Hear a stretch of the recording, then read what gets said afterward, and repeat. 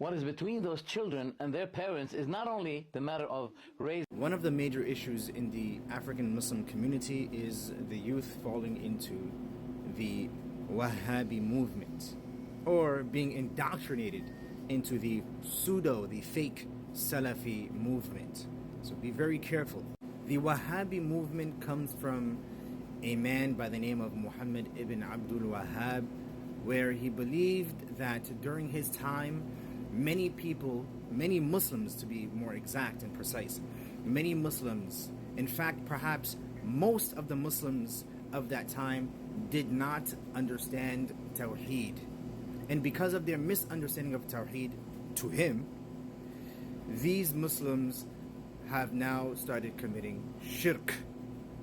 Now this mentality that Muhammad ibn Abdul Wahhab had led him to deeming many Muslims as mushrik.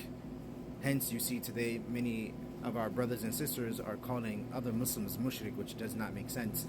And Muhammad ibn Abdul Wahhab ended up killing many Muslims.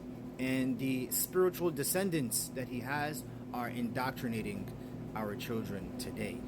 And the effect of that is that you see that many of our children, many of the youth I should say, they claim that their parents are worshipping the grave, when they're not worshipping the grave. They're worshipping Allah subhanahu wa ta'ala. They worship Allah subhanahu wa ta'ala.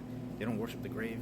They claim that their parents do magic when they're not doing magic. And they have no proof and evidence for their parents doing magic because they're not doing magic.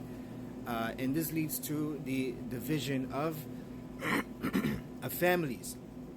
Also, you have some of their teachers saying don't go to this mosque and don't go to that mosque because they're Sufis. And they're doing bid'ah. They're ahlul bid'ah. They label other Muslims when they're not doing bid'ah. And they don't even understand what bid'ah is. And this leads to the division of communities.